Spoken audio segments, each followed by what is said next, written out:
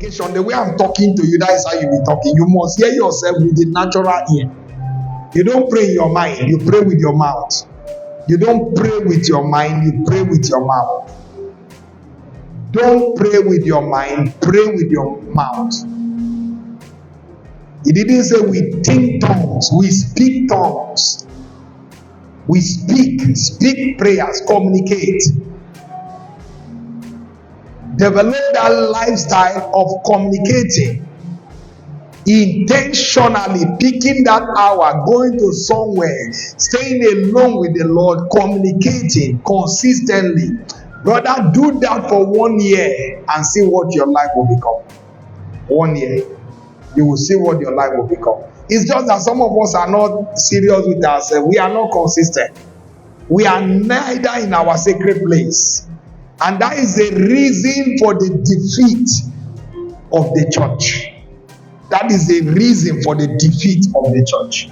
Jesus has done all he needs to do for us. He has died on the cross. He has given us his life. He has given us the Holy Spirit.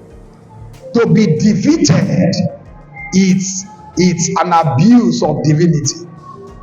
To live a defeated Christian life is an abuse of divinity. But why are we being defeated? Because we are not praying. We are not praying. Take a time. Katalabrinta katask. Boskete kalabra. Speak out. Intensify. Intensify like a car changes gear. Engage your spirit man.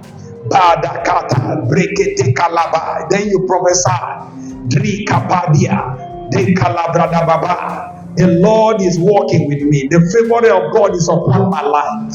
Bekata, keep speaking. For 1 hour, you're speaking in tongues, prophesying. Speaking in tongues, prophesying. Brother, no devil. That devil is not powerful enough to stop. The reason for spiritual weakness, the reason why it looks like you're born again, you know, you could preach the gospel. You can see people, preachers, preach the gospel. They teach it, but they don't live it. People preach prosperity, but it's not their life. They preach divine health, even heal people, then they are sick. You see, they preach deliverance, but their children, their family is oppressed. Because you're not standing in the gap. Dr. Enenche prays every midnight with his church. Every midnight, they are online. Every midnight. Show me a successful believer who is making impact in the kingdom. I will tell you he has a secret of a prayer life. The difference between you and the believers who are making impact is prayers, nothing more. Nothing more. You are not there. Some of us only have a public prayer lifestyle, but we don't have a private prayer lifestyle. Yes. Some of us only have a public prayer lifestyle when you come to church, but you don't have a private prayer lifestyle. Intimacy does not take place in the public. The intimacy that causes productivity or fruitfulness takes place in the private. If you will be fruitful, you're going to learn to abide. You're going to learn to have time with the Lord. You're going to learn to be in the private, in the sacred place with the Lord. That is where fruitfulness will take place. The reason there's no fruitfulness is because there's no private or sacred intimacy. We are going to develop a sacred intimacy with the Lord that will result to fruitfulness. That will result to fruitfulness. And I tell you the truth, just like a natural thing, if you really spend time with the Lord, it will so show. Things are not changing in your life. If you're not being deprived from certain or cut off from certain friends, if certain things don't irritate you in this world, then you don't have intimacy with the Lord. Everything goes. You don't have intimacy with the Lord. Spend intimacy with God. You will have this dislike for sin. Spending intimacy with the Lord gives you dislike for sin. Sin will naturally not taste fine again. Sin will naturally not taste fine again. How can a believer be lying? Lies just low, normal, bam. Normal, no smile. No smile. You sit down 1 hour in gossip, talking. You don't have a destiny.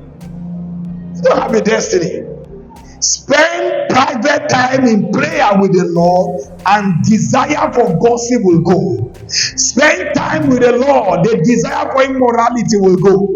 The things you used to lust after, gradually you won't have passion for them. Are you hearing me? If you are hearing me, say I'm hearing. Are you hearing me? Spend time with the Lord. Naturally, that is a cure for sin. Dwelling in the secret place is a natural cure for sin. A preacher said sin will separate you from the sacred place of the Lord, or the sacred place of the Lord will separate you from sin.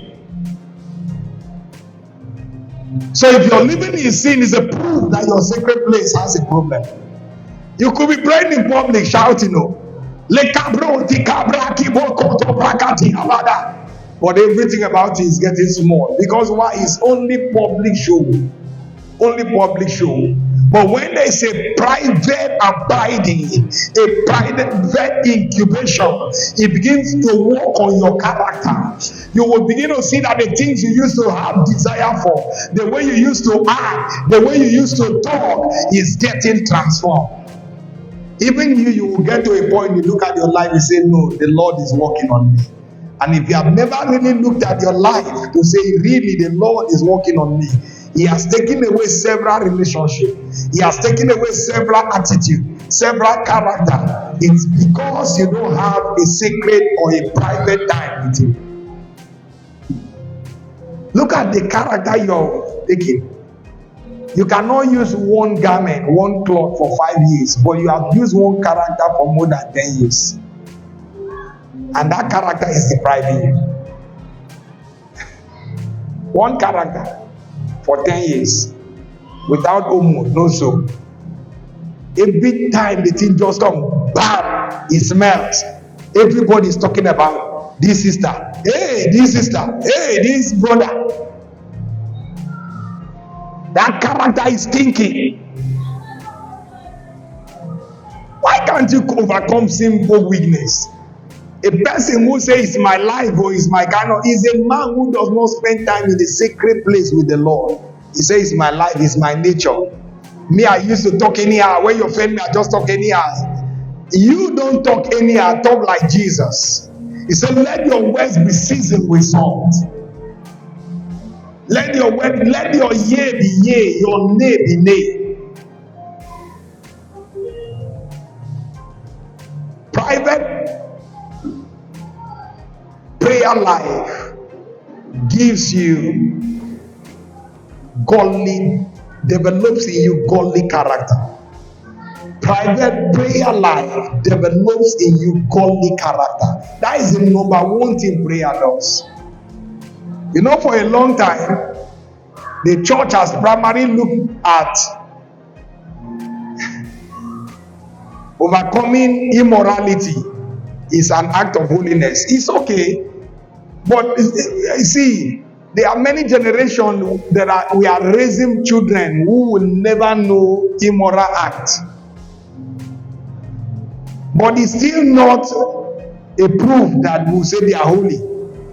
We want to see their nature, their character. You may not be living in immorality, but you still don't have a good character. You understand? Do you understand what I'm talking about? You're not living in immorality, but you don't have a good character. That is not holiness. When it is true holiness, it touches everything. Immorality is not part of you. When people talk with you, they can feel Christ. They want to be with you. Your character is easy to be entreated, and that is what Peter wrote to the church. He said the women of the church should not be like the only those who put on the outward apparel, That outward beauty, he says it should be that godly character of the inner man. How do you shout on your husband? How? How does he come? Meek, gentle, easy to be entreated. How does deceit come? How about the manipulation? How about lying? Lack of prayer life. Lack of prayer life. The Bible says the fruit of the Spirit. The spirit man, the man who has learned to yield to the Spirit, the fruit he will bear is love.